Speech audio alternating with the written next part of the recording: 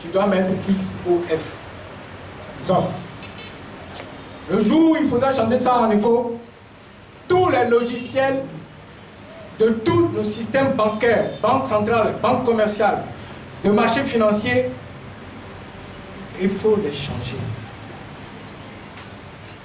Ceux qui disent ça, est-ce qu'ils savent combien ça va coûter pour les entreprises? Changer un logiciel de gestion d'actifs. Quand moi j'étais à la GIE, on avait voulu changer. Les Canadiens voulaient nous mettre un nouveau logiciel, ce qui peut nous permettre de calculer automatiquement les rendements, les risques. Ils nous ont dit 120 millions. S'il faut changer un logiciel bancaire dans lequel on a mis XOF en éco, s'il faut dépenser 120 millions, celui qui est théoricien dans l'université, qui parle de quitter le franc CFA et qui ne sait pas quelles sont les conséquences que cela va induire là, il va payer à la place de nos entreprises. Ça, c'est les considérations techniques. Il y a d'autres considérations techniques. Donc on dit qu'il faut indexer dorénavant l'éco sur un panier de devises et choisir 4 devises.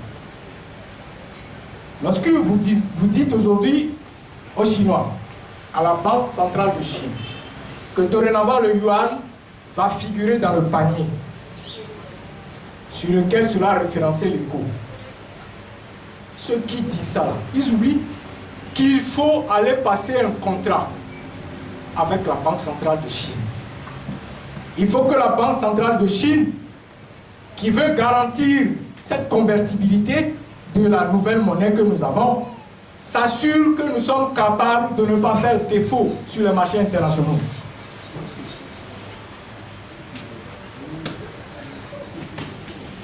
Donc, si vous mettez 4 monnaies dans le panier, vous devez faire des contrats avec 4 banques centrales. Ça, c'est les considérations techniques que les gens ne disent pas. Lorsque vous dites quelque chose aux populations, expliquez-leur tout ce qui va suivre pour que la personne fasse un choix, se fasse une opinion, une vraie opinion. Ça, c'est ce que j'ai écrit il y a 6 ans. Et c'est pour ça que j'ai écrit en disant que pour l'instant, c'est prématuré. C'est prématuré parce qu'aujourd'hui, son Excellence le Président de la République Ford Sibé a un pouvoir que je ne peux pas contrôler en tant que citoyen. S'il a une monnaie à sa disposition et qu'il veut couper cette monnaie pour aller faire campagne électorale avec l'UNI, je ne peux pas dire non. Le gouverneur de la Banque centrale non plus ne peut pas dire non. Est-ce que vos théoriciens universitaires là, ils ont ça dans la tête? Est-ce qu'ils comprennent ça? Non. Si on crée une monnaie à l'AES aujourd'hui, j'ai rencontré des journalistes burkinabés à Cotonou il y a quelques semaines, qui avaient un scène. Ils m'ont dit qu'ils n'arrivent pas à parler. Les journalistes burkinabés, ils m'ont dit en aparté qu'ils n'arrivent plus à parler pour rien. Supposons qu'on met une monnaie AES dans la main d'Ibrahim Traoré, qui fait son show sur tous les réseaux sociaux, il fait croire que il fait ceci, il a brûlé la tête de quoi, etc. Si on met une monnaie dans sa main, est-ce que les Burkinabés peuvent le contrôler? Vous pensez qu'ils peuvent le contrôler? S'ils coupent la monnaie pour réunir des footballeurs étrangers pour jouer avec eux et leur partager de la monnaie, le gouverneur de la Banque centrale du Burkina peut dire non. Il a les armes dans les mains. Voilà comment M. Robert Mugabe a détruit le Zimbabwe, mais en mettant ça sur le dos des Anglais. M. Mugabe, vivant, coupait de la monnaie pour aller faire campagne. Aujourd'hui, ils ont un billet de 1 milliard. La monnaie s'est détériorée à telle enseigne que s'il n'avait pas un billet de 1 milliard pour aller acheter un pain, tu dois prendre un sac et mettre la monnaie dedans avant d'acheter un pain. Donc ils ont été obligés d'imprimer un billet, la livre zimbabwéenne, un billet de 1 milliard. Maintenant il est mort. Le Zimbabwe a sa monnaie. Qu'est-ce que le Zimbabwe a fait avec sa monnaie? Dites-moi. Ils ont fait quoi avec? Rien. Ils n'ont rien fait avec. Maintenant, si tu as la chance de faire des études supérieures, tu as fait économie, et puis tu veux poser un tel problème, tu dois penser aux générations futures. Tu dois faire l'analyse de façon 74% des 54 pays africains ont leur propre monnaie depuis 1960. Aucun de ces pays, qui soit anglophone, n'a atteint le niveau de la Corée du Sud. Le Ghana avait une économie supérieure à la Corée du Sud en 1948.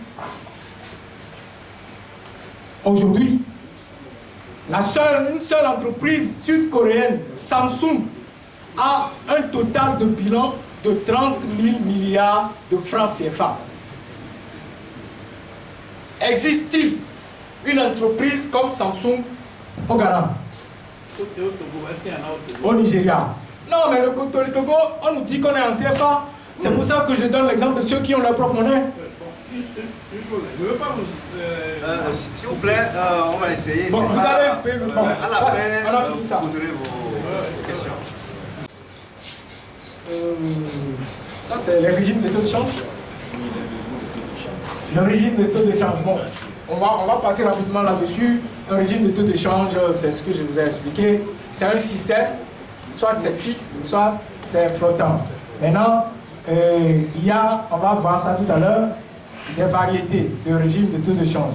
Et je vais vous montrer tout à l'heure que dans le monde, le FMI publie quelque chose pour rappeler le nombre de pays qui a le régime de taux de change fixe, qui a le régime de taux de change flottant. Donc, je vais vous montrer tout à l'heure, ce n'est pas uniquement la zone franc qui est dans le régime de taux de change fixe.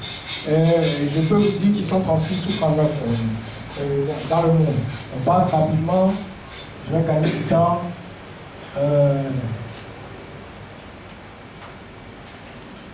Bon, ça c'est l'intervention des banques centrales. Je voudrais expliquer dans les deux régimes, les deux papiers blancs que je vous ai montrés, ils ont théorisé le fait que lorsque vous êtes dans un régime de taux de change fixe, eh bien pour rééquilibrer la balance des paiements à la fin de la journée, parce que ça se rééquilibre quotidiennement, eh bien on utilise les réserves de change pour conserver la parité et pour contrôler le taux d'inflation. Et ceci, lorsque le déficit de la balance des paiements est persistant et que les réserves de change sont à un seuil donné, on peut obliger la zone ou le pays à dévaluer sa monnaie. Lorsque vous êtes dans un régime de change flottant, eh bien, le rééquilibrage de la balance des paiements ne se fait plus par l'utilisation des réserves de change. En réalité, la théorie dit qu'il faut laisser votre monnaie soit dépréciée, soit appréciée, selon que votre balance des paiements est négative ou positive, donc déficitaire ou excédentaire.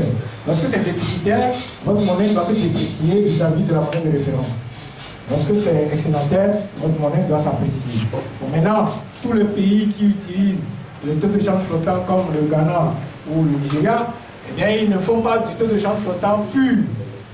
Ils font ce que nous appelons le taux de change flottant administré, qui en réalité est égal au taux de change fixe. C'est-à-dire qu'à la fin de la journée, eh bien, la Banque centrale du Nigeria, qui voit que le déficit de la balance des paiements du Nigeria est défavorable, négatif, eh bien, ils vont utiliser le dollar pour acheter le naira de manière à ce que le naira ne se déprécie pas.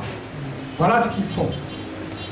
Maintenant, quand on achète, on utilise les réserves de change et que les réserves de change finissent ou arrivent à un seuil, eh bien, soit on est obligé de laisser la monnaie se déprécier, soit on est obligé de dévaluer. C'est ce qui est arrivé au Nigeria la dernière fois, où le gouverneur de la Banque centrale, en dépit de tout ce qu'a dit le nouveau président Tinubu, eh bien, a dévalué le naira. Parce que eh bien, la forte dépréciation que le naira subissait, eh bien, il ne pouvait plus le soutenir avec les réserves de change que la Banque centrale nigériane avait. Et puis la chute des exportations du Nigeria ont obligé le gouverneur de la Banque centrale du Nigeria à procéder à une évaluation. Vas-y.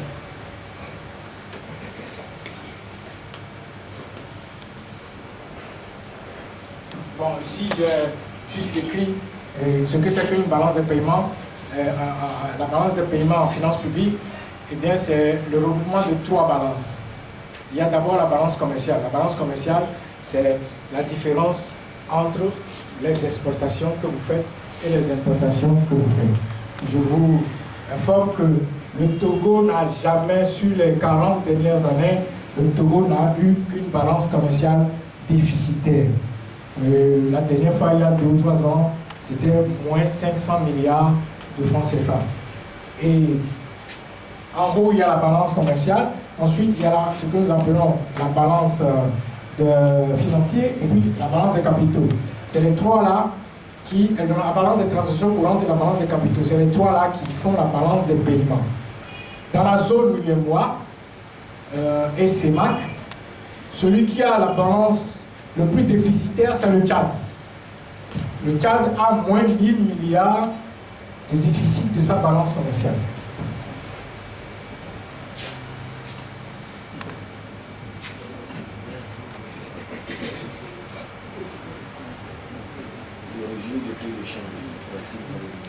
La pratique dans le monde, voilà. Ici, nous avons à peu près 36 pays qui sont en taux de change flottant, 36 en taux de change fixe. Voilà, on a donné le nombre de pays qui utilisent les régimes de taux de change. Donc ce n'est pas uniquement la zone franc qui utilise le taux de change fixe. Il y a beaucoup de pays qui utilisent le taux de change fixe. Je vous informe aussi, beaucoup ne le savent pas, que les 50 États des États-Unis, chaque État a sa propre monnaie. En fait, chaque État a son propre dollar. C'est pour ça qu'on parle de réserve fédérale. En fait, la réserve fédérale, c'est la banque centrale des banques centrales des 50 États. Mais il y a un régime de taux de change fixe entre les dollars de ces 50 États. Et en réalité, le dollar ne fluctue que par rapport aux devises étrangères, aux autres devises, c'est-à-dire le yen, la livre sterling, etc., etc. Donc, en réalité, au sein même des États-Unis, entre les 50 États, et techniquement, on peut dire qu'ils pratiquent un taux d'échange fixe. Et si vous faites bien attention, vous verrez que le dollar imprimé dans l'État de Pennsylvanie est différent du dollar imprimé, enfin différent, disons que l'inscription est relativement différente. Le dollar imprimé au Texas, par exemple. Donc, en fait, en réalité, chaque État américain a son propre dollar, mais ils ont fédéré tout ça pour en faire une monnaie, une zone monétaire unique. Vas-y, on va tomber sur la critique rapidement et on va finir. Bon, l'historique du franc CFA, voilà. Le franc CFA a été créé en 1945. La zone franc, c'est en 1939. Et la parité au départ, c'était 1 franc CFA pour 1,7 francs français. Ensuite, c'est passé à 2 francs français. Et après, on a commencé par avoir des problèmes. Donc, on est passé à 1 franc français pour 50 francs CFA. Ensuite, 1 franc français pour 100 francs CFA. Et finalement, quand ils sont passés à l'euro, on a 1 euro pour 657 et 155. Bon, là-bas, là-bas, c'est là-bas où j'ai mis que dans le fonctionnement du franc CFA, vous voyez, nous avons 32 comptes d'opération dans le monde, la zone UEMOA. Et c'est pareil pour toutes les monnaies. Que ce soit le Nigeria, le Naira, ou le Sidi, ou le Kwacha zambien, ou je ne sais pas, le dinar marocain. Je vais vous expliquer pourquoi il faut avoir autant de comptes d'opération. Nous avons 32 comptes d'opération dans le monde, dans 10 pays différents, libellés dans 8 devises étrangères différentes. Alors, exemple, une maman togolaise importe du bien de la Chine. Il donne l'ordre à sa banque, à son gestionnaire de compte dans une banque commerciale, de transférer les fonds pour payer son fournisseur en Chine. Le fournisseur lui dit qu'il faut le payer en dollars. Alors, notre maman qui a commandé pour 50 millions va voir son gestionnaire et donne l'ordre. Le gestionnaire lui dit, maman, va te reposer, je vais m'occuper de tout. Le gestionnaire envoie cette inscription à la banque centrale. Ça passe d'abord par la banque centrale du Togo, ici. Il fait le résumé de tous ceux qui ont fait des commandes à l'extérieur en inscrivant bien les numéros de compte, les SWIFT et tout ça de leurs fournisseurs dans les pays où se trouve le fournisseur, et on dépose ce dossier à la banque centrale. Quand j'ai fait mon stage à la banque centrale, j'étais au département de la comptabilité. On commençait tout ça à 13h et déjà à 14h, et les comptes bancaires de toutes les banques commerciales, les comptes du trésor, les comptes des impôts, tout ça là, on passait les écritures, et à la fin, il faut avoir 0 francs CFA sur la douane et les impôts. Alors, que fait la Banque centrale du Togo? La Banque centrale du Togo envoie l'information à la Banque de Chine, à la Banque centrale de Chine, où nous avons un compte d'opération en Asie. La Banque centrale du Togo n'envoie pas l'information au Trésor français, s'il vous plaît. Ce n'est pas comme ça que ça se passe. S'il vous plaît. Ils envoient l'information à la Banque centrale qui est notre partenaire en Asie. La Banque centrale qui est notre partenaire en Asie vérifie si le Togo, la zone UEMOA, a des réserves de change en dollars qui puissent lui permettre d'envoyer de l'argent sur le compte du fournisseur de notre maman. Donc, une fois que c'est vérifié que nous avons suffisamment de réserves de change auprès de notre partenaire Banque centrale en Asie, il va saisir la banque commerciale du fournisseur de notre maman. Et il va demander à la banque commerciale d'inscrire sur le compte du fournisseur qu'on a envoyé du Togo 50 millions équivalent en tel montant en dollars. Voilà comment fonctionne le commerce international. Ce n'est pas un hélicoptère qu'on prend au Togo, on met de l'argent dedans, et puis on dit, ah, maman, tu as commandé pour combien? 50 millions. Papa, tu as commandé pour combien? Et on prend cet argent, on prend l'hélicoptère, on va payer les fournisseurs. Ce n'est pas comme ça que ça se passe. Donc, vous ne pouvez pas avoir un compte d'opération au Trésor français et acheter en Chine. Vous risquez de faire plusieurs conversions et donc de renchérir le coût des importations. Le fournisseur qui est appelé par sa banque en Chine, qui lui dit que l'argent est disponible, va appeler maman ici. Maman, ton conteneur vient de quitter le port de Taïwan. Tu vas avoir ta marchandise dans 2 semaines. Mais tant que cette opération-là, cette compensation-là n'est pas faite, et que cette relation entre la Banque centrale de la CEDEAO, la BCEAO ici, et notre partenaire en Asie n'est pas fait, tel qu'il n'y a pas de réserve de change pour payer, l'opération ne se fera pas. Voilà la raison pour laquelle tout pays dans le monde qui n'a pas de monnaie imposée, c'est-à-dire les 4 et 5 monnaies que je viens de vous citer, le dollar, l'euro, le yuan, la livre sterling et le yen, vous êtes obligés de mettre des réserves de change dans ces monnaies imposées auprès des banques centrales partenaires partout dans le monde. Vous ne pouvez pas commander au Brésil et passer par le Trésor français. Ce n'est pas comme ça que ça se passe. Nous avons un partenaire, Banque centrale en Amérique latine.